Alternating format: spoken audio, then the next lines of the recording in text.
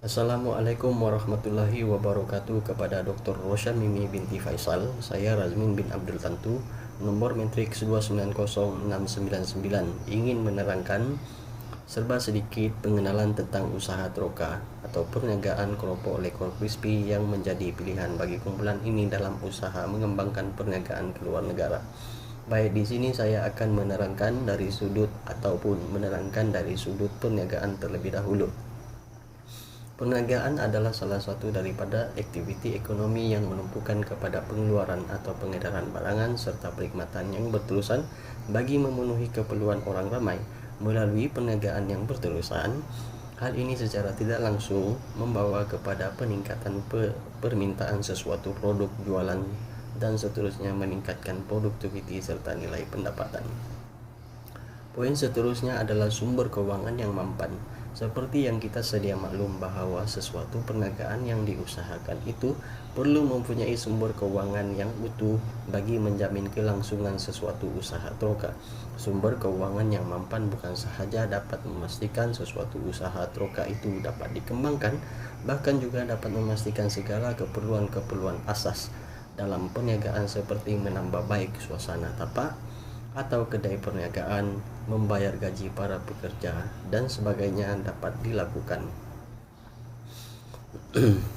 Selain itu, tenaga sumber manusia juga turut diperlukan dalam menjalankan sesebuah perniagaan dan seterusnya mencapai tahap perniagaan yang berdaya saing.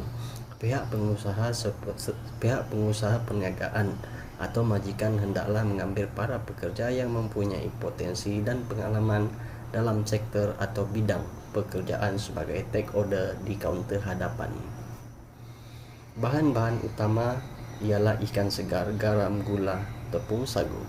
Selain daripada makanan dengan yang lain, keropok lekor juga merupakan makanan berkhasiat dengan komposisi protein yang tinggi dan komponen kanji yang terkawal.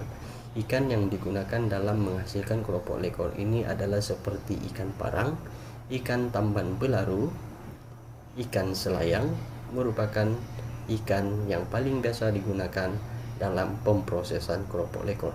Hasil daripada pencampuran bahan-bahan utama seperti ikan segar, garam, gula, tepung sagu terhasillah sebuah produk yang paling popular dan lazat khasnya di Terengganu, Malaysia. Syarikat Leko Crispy mula beroperasi sejak tahun 1991 sehingga Oktober 2004. Nama pemilik asal syarikat Leko Crispy ialah Akmal Huda yang menceburkan diri dalam bidang pemborong dan pembekal keropok leko Terengganu asli seperti keropok leko, keropok nipis dan keropok kering. Beliau kemudian mula mengembangkan perniagaannya bersama 3 orang rakan kongsi iaitu Razmin bin Abdul Tantu, Muhammad Syukri bin Abdul Ghani dan Azmil bin Laman. 4 sekawan ini mula menubuhkan Leko Crispy Sendirian Berhad pada Oktober 2004 dan mula beroperasi pada Januari 2005. Pada awal penubuhan Leko Crispy Sendirian Berhad, mereka hanya menghasilkan produk keropok jejari biasa. Dan pada tahun 2010, mereka telah melakukan inovasi yang pertama terhadap produk mereka, iaitu mereka mengeluarkan berbola keropok keju. Produk ini tercetus daripada hasil idea mereka berempat yang mempunyai minat terhadap makanan yang berasaskan keju.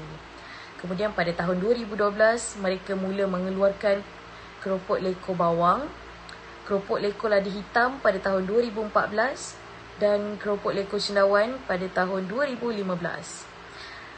Pada tahun 2016, Leko Crispy Sendirian Berhad telah berjaya mengeluarkan 8 jenis produk yang berasaskan keropok leko. Syarikat ini mempunyai 17 pekerja tetap dan 11 orang pekerja kontrak. Produk-produk yang telah dikeluarkan oleh Leko Crispy Sendirian Berhad ini mendapat sambutan yang amat-amat positif daripada semua golongan yang mengakibatkan perniagaan ini telah berkembang dengan maju dan mempunyai 22 franchise di Semenanjung Malaysia. Dan pada tanggal 1 April 2016, Leko Crispy Sendirian Berhad dengan rasminya telah mendapat sijil halal daripada Jabatan Hal Ehwal Agama Terengganu. Langkah-langkah untuk mengembangkan produk ke luar negara. terdapat 4 langkah. 1. Membina hubungan rangkaian perusahaan yang baik. Produk yang baik pasti mempunyai peluang yang tinggi untuk memasuki pasaran global. Leko Crispy Siam Berhad sudah berjaya mencipta nama yang baik dan cemerlang di dalam Malaysia. Justru itu, untuk mencipta nama di luar negara, pelbagai langkah dapat dilaksanakan demi memastikan produk keropok asli ini terus berkembang pesat dan maju. Langkah pertama yang dapat dilakukan adalah dengan membina hubungan baik bersama peniaga lokal di sana. Hal ini mungkin nampak remeh dan tidak memberi impak yang besar. Namun ianya salah satu faktor yang penting untuk memulakan sesuatu perkara di tempat baru. Antara langkah yang kedua, memfokuskan produk yang ingin dibawa keluar.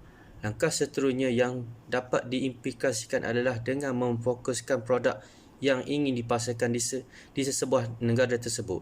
Sebagai contoh, jika masyarakat di negara A tidak memakan makanan yang bersumberkan keju, maka pihak pemasaran patut memikirkan produk yang terbaik untuk memasarkan produk yang tidak berasaskan keju.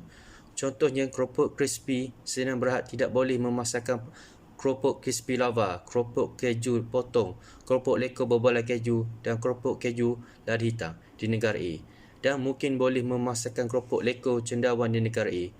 Hal ini kerana ianya akan membawa kerugian kepada syarikat dan merupakan suatu tindakan pemasaran yang kurang bijak. Selain itu, keropok leko crispy Siam Berhad juga perlu mengkaji apa yang boleh dibawa keluar, bermaksud atau sebahagian daripada pasaran yang disasarkan, yang mana permintaan pelanggan masih belum dipenuhi sepenuhnya. Antara langkah yang ketiga, mempunyai target yang betul. Mempunyai target yang realistik dan betul merupakan satu yang perlu diberi perhatian oleh pasukan. Hal ini penting untuk memastikan perancangan yang sudah diatur untuk menembusi pasaran luar dapat dilaksanakan dengan berjaya. Meminimalkan risiko yang bakal ditempuhi dalam mencapai dengan mempunyai target dan perancangan yang betul. Target yang betul boleh dibuat dengan menyasarkan produk di negara-negara yang bukan pengeluar. Antara langkah yang keempat, membuat kajian dan menggunakan peluang yang sedia ada. Seterusnya, pengusaha syarikat Leko Crispy Siam Berhad perlulah membuat kajian yang terperinci mengenai permintaan produk dan servis di negara yang ingin ditembusi pasaran. Kini pelbagai kemudahan dan Assalamualaikum, saya Azmi Bilaman, nombor metrik 290570 akan menerangkan berkenaan cabaran yang dihadapi dalam mengembangkan produk syarikat Leko Crispy ke luar negara. Cabaran yang pertama adalah pada musim tengkujuh, bekalan bahan mentah seperti ikan menjadi terhad, mengakibatkan harga ikan semakin meningkat, sehingga syarikat terpaksa mengeluarkan modal yang besar. Ini akan memberi impak kepada untung rugi dalam perniagaan. Cabaran kedua ialah dalam mengekalkan kualiti produk. Untuk mengekalkan kualiti produk, cara pembungkusan mempengaruhi rasa dan kualiti sesuatu produk. Ini kerana produk berasaskan makanan adalah sensitif dari segi suhu dan masa. Selain itu, ianya mempengaruhi kemahiran sesuatu syarikat dalam pemasaran dan pengurusan mereka dalam mengurus produk mereka. Cabaran yang seterusnya ialah dalam mengekalkan resepi dan teknik sesuatu produk. Rasa produk yang tidak konsisten boleh menyebabkan kehilangan pelanggan. Selain itu, syarikat Leko Crispy menghadapi cabaran dalam mengambil pekerja yang mempunyai kemahiran. Ini kerana kini tidak ramai golongan muda yang mahu menceburi bidang penghasilan makanan, seperti penghasilan keropok leko. Cabaran yang terakhir ialah berkenaan dengan pemasaran produk. Syarikat perlu mempertimbangkan idea yang perlu digunakan bagi menarik minat pembeli. Kesimpulannya, perniagaan ditubuhkan untuk memenuhi keperluan individu dan masyarakat. Sesuatu perniagaan tidak boleh bertahan melainkan ada pelanggan yang membeli produk dan perkhidmatan.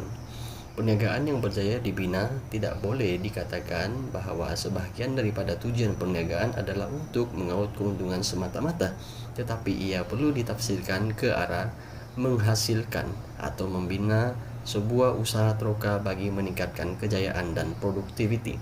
Melalui kejayaan dalam mengembangkan sesuatu, usaha teroka bukan sahaja dapat meningkatkan nilai diri dalam kalangan sekitar, bahkan juga sedikit sebanyak dapat mempromosikan negara Malaysia sebagai sebuah negara yang mempunyai keunikan dari segi juada atau kepelbagaian makanan. Sekian, saya Razmin bin Abdul Tantu, nombor matriks 290699. Wakil daripada kumpulan ini ingin mengucapkan terima kasih kepada Dr. Rosha Mimi binti Faisal. Jumpa lagi.